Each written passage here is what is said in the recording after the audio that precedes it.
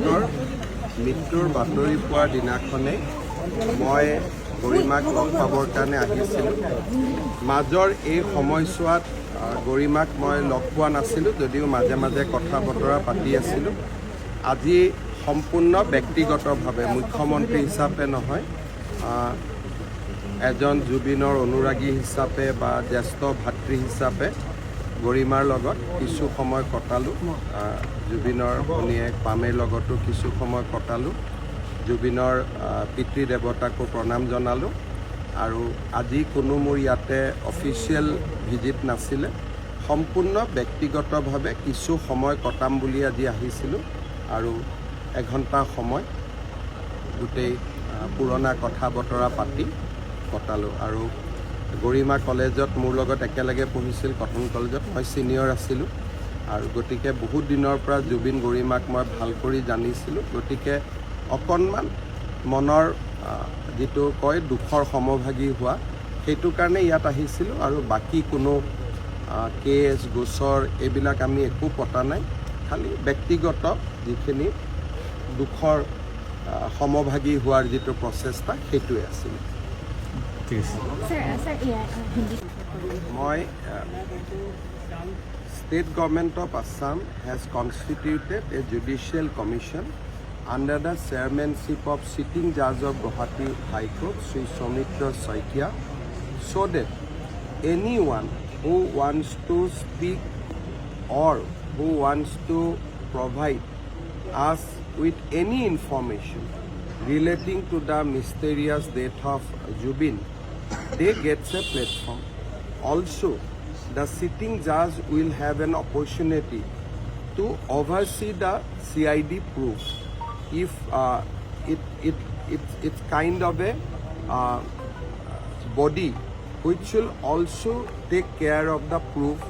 If they found that we are doing anything wrong, the Judicial Commission will be able to pass stricture on us. So it will be a complete independent commission. In Assam, never before a sitting judge has been entrusted with the responsibility of inquiring any issue. So this is the first instance in the state of Assam, and I hope that we will be able to bring everything into the public domain once investigation is completed.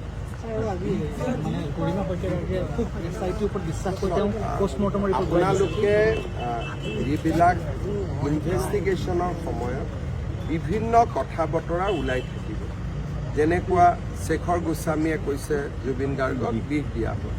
এতিয়া 10 তাৰিখে জুবিনৰ যিটো ভিছৰা বুলি কয়, ভিছৰা পৰীক্ষা report আহিব।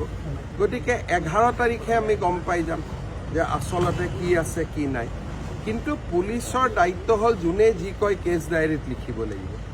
গতিকে বহুতে ভাল ক'ব, বহুতে বেয়া ক'ব, পুলিচে লিখি যাব আৰু আপোনালোকে গম পাই থাকিব। কিন্তু সেইবিলাক পুলিচৰ কথা নহয়, সেইবিলাক এজন সাক্ষীয়েহে কোৱা কথা। সাক্ষীৰ ভাষ্যটো পুলিচৰ ভাষ্য নহয়। আজি যিটো বিষ দিয়া বুলি গোটেই পেপাৰত কথাটো ওলাইছে, এইটো পুলিচৰ ভাষ্য নহয়, এইটো হ'ল এজন অভিযুক্তৰ ভাষ্য।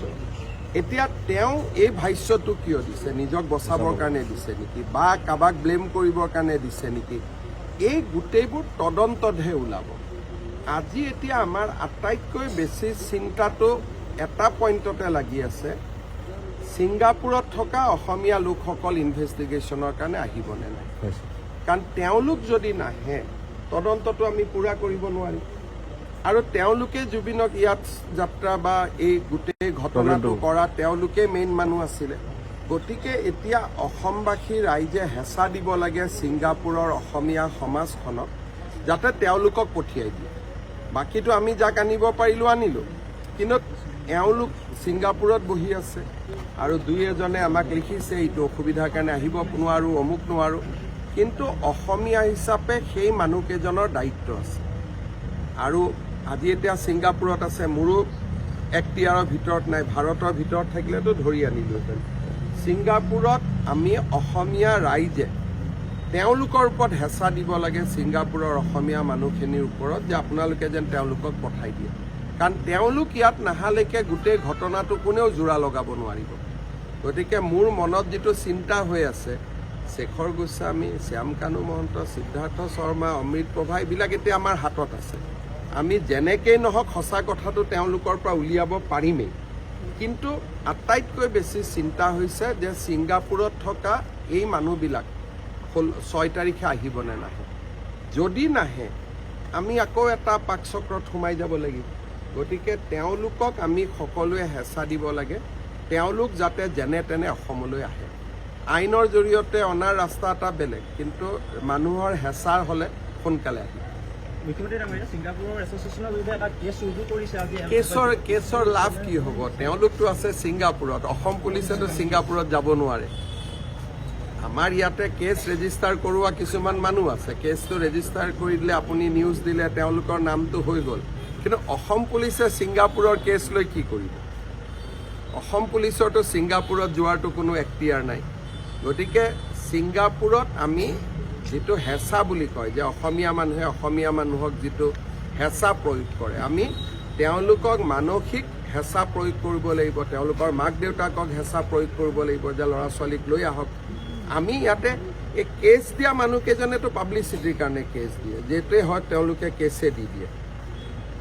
জুবিন ইয়াতে ঢুকাইছে, জ্যোতিৰাদিত্য সিন্ধিয়াৰ ওপৰতো কেছ দি দিছে। এইটো এটা বেলেগ ধৰণৰ মানুহ। কিন্তু কেছেদিতো অসম পুলিচে আনিব নোৱাৰে। মৰিগাঁও থানাৰ পুলিচে ছিংগাপুৰৰ পৰা কেনেকৈ আনিব? ইয়াত হৈছে তেওঁলোকৰ মাক বাপেক ইয়াতে থাকে। আমি মাক বাপেকৰ ওপৰত, পৰিয়ালৰ ওপৰত অসমৰ মানুহে হেঁচা প্ৰয়োগ কৰিব লাগিব যে ল'ৰাকেইজনক আনিব। ধন্যবাদ।